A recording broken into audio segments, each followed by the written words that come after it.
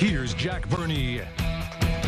Good evening, everybody, and welcome back. After last week's thrilling overtime win in Baltimore, the Indianapolis Colts return home for Week 4 of the NFL season to take on the Rams. Starting quarterback Anthony Richardson back in the lineup as the Colts look to improve to 3-1. We take you to Lucas Oil Stadium for the highlights. Colts trailing 23-0 in the third quarter, trying to get back into it. This is going to help. Anthony Richardson rolls right, fires deep to Mo Alie-Cox, who makes the catch, gets into the end zone for a touchdown to make it a 23-8 game after a good 2-point conversion. Early fourth quarter now, Richardson showing you the athleticism. On third and goals, he runs it in for 6 to make it a one-score game at 23-15. Richardson, the first quarterback in NFL history with 4 rushing touchdowns in his first 3 career games. Colts trailing by 8 with 2 minutes to go, needing a touchdown and a 2-point conversion to tie things up. There's the touchdown. Richardson finds Drew Ogletree on third and goal for a 5-yard touchdown to get Indy within 2. Very next snap is a 2-point conversion. It's Richardson rolling right, finding a wide-open Michael Pittman for the easy 2. The Colts score 23 unanswered points to force overtime. But in overtime, the Rams get the ball first, put the game away. Matthew Stafford fires it to Puka Nacua, who scores the game winner. The Rams beat the Colts in overtime, 29-23 your final, as the Colts fall to 2-2 on the season. Not really. This league, the margin of error is so small, so tight. And those guys, that's a great team over there. They get paid, they get drafted to go out there and ball, and they were doing that.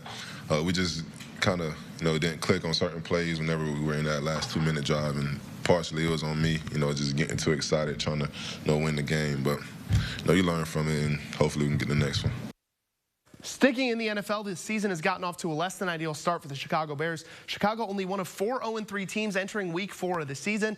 Luckily for them, they were playing another winless foe in the Denver Broncos. Second quarter, all tied up at 7. Justin Fields fires one up the seam to a wide-open Cole Kmet for a 22-yard touchdown to put the Bears on top 14-7 in this ballgame. A little later, Fields showing you the athleticism, making some magic. He's going to roll to his right. Looks like he's going to try and run it in for a touchdown, but at the very end decides to throw it. He tosses it to Kmet at the last second, who catches the ball for another touchdown. The Bears go up 21-7 at the halftime break. Late third now. Fields play action, rolling to his left, keeping the play alive. Check this play out. He's going to juke the defender, roll back, throw it, and it's caught by Khalil Herbert for his 4th touchdown pass of the game. What a day for Fields. 335 yards through the air, 4 touchdowns. Bears lead at 28-7, but the fourth quarter belonged to Denver. Bears up 7. Fields loses the ball. It's picked up by his college teammate from Ohio State, Jonathan Cooper, who returns it all the way for a touchdown. The Broncos score 21 unanswered to tie things up at 28 in the fourth. After a Bronco field goal, Bears get the ball back,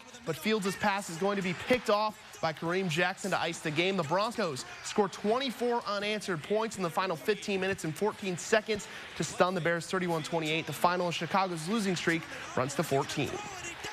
We did well. We just got to finish. Fourth quarter drive. Defense held them at the end on a field goal, and that's really all you can ask for is a chance. So I got to be better in that situation, and yeah, we just got to finish. And finally, Week 7 of the high school football season in Indiana and Week 6 in Illinois are officially in the books. We picked out 5 of the best plays from the week. Need your help deciding this week's play of the night. Starting things off with the Terre Haute South Braves. What a game by Zaire White. He had 201 yards, 3 rushing touchdowns, including this one that ended up being the game winner as Terre Haute South wins back-to-back games. They get a big 32-25 win over Brebeuf Friday night. Next up, the 2A #1 Linton Miners. What a season it's been for Linton. It continued last Friday. Paul Oliver fires a seed to Hayden Feltner for the score. That's play number 2 this week. Linton beats North Knox 40-0. They improve to 6-1 on the season. How about the Riverton Park Panthers? They snapped their losing streak with a 53-0 win over Attica. Big reason why are plays like this one from quarterback Kyle Price. Takes it 50 yards to the house for the 3rd nominee this week.